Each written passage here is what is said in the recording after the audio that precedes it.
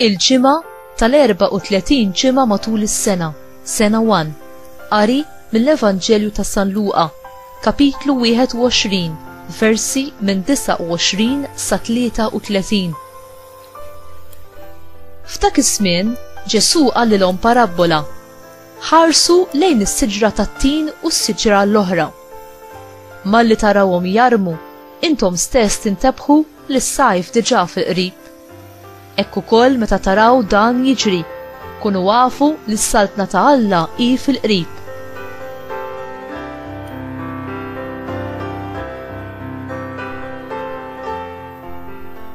Tassew ngħidilkom li ma jgħaddix dan in-nisel sa ma jiġri dan kollu.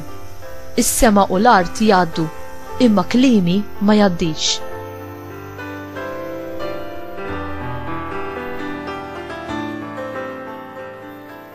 Il-kelma tal-mulej, tifħil lilek Kristu.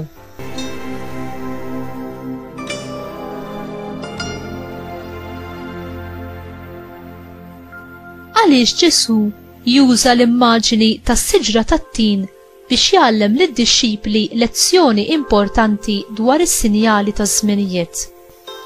It-tin kien sors komuni u importanti ta' ikel għall-lut ta' dak iż-żmien. Din is-siġra kienet tipproduċi frott darbtejn fis-sena, fil-ħarifa u fil-bidu tar-rebbija. L-ewwel frott kien jidher sewwa sew fl-ewwel jiem wara l-ikla tal-għid.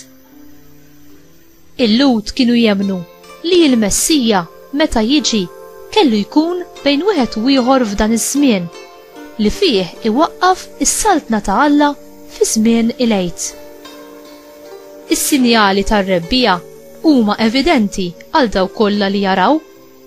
L-istess mod, is-sinjali tas-saltna ta' Alla u tal-miġja tiegħu ħajkunu evidenti fil-qrib tal-ġudizzju. Is-saltna ta' Alla tagħti l-ewwel frott tagħha fil-qlub ta' dawk li jirċievu bil-qalb il-kelma ta' Alla. Dawk li jafdaw f'Alla u fil-kelma tiegħu jagħtu frott fis-saltna tiegħu. U x'inhu il-frott ta' din is-saltna?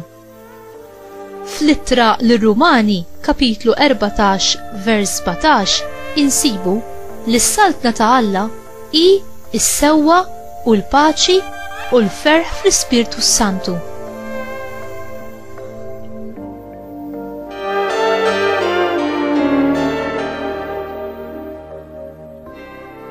Ġesu jgħidilna ħaġa li ċerta: din id-dinja kif nafuha llum mhijiex se tibqa' dejjem.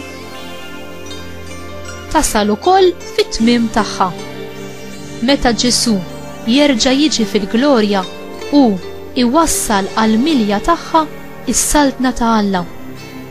Imbagħad, bħalma jgħidilna il-ktieb tar-Revelazzjonijiet jew inkella tal-Apokalissi, ikun hemm sema ġdid u art ġdida fejn il-mewt ma ssaltanx aktar. Fil-waqt li aħna ma nafux id-data u żmien ta' meta dan se jiġri, is-sinjali li t-tieni miġja tal-mulej se tkun fil-qrib se jkunu evidenti għal dawk li jagħtu każ. Aħna nistgħu nserħu rasna u noqogħdu fuq il-kelma ta' Alla għaliex Alla hu nnifsu u ta' min jafdah. Il-kelma tiegħu tibqa' għal dejjem għax hu jimxi magħna b'fedeltà u jżomm il-wedied tiegħu. U inti tħares il-qudiem bit-tama u bil-ferħ li Alla se jwettaq il-wedied kollha li għamlilna.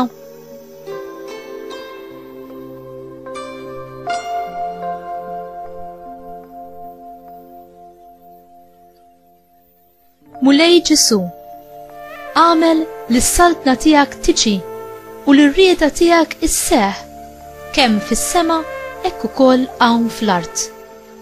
Iftaħli l-għajnejn tiegħi tal-fidi, ħanara il-glorja tiegħek sa minn id-dinja stess.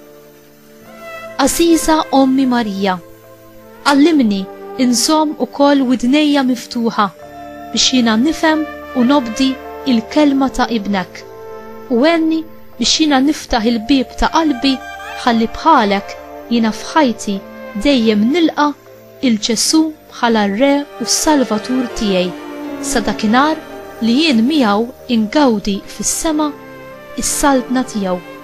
Amen.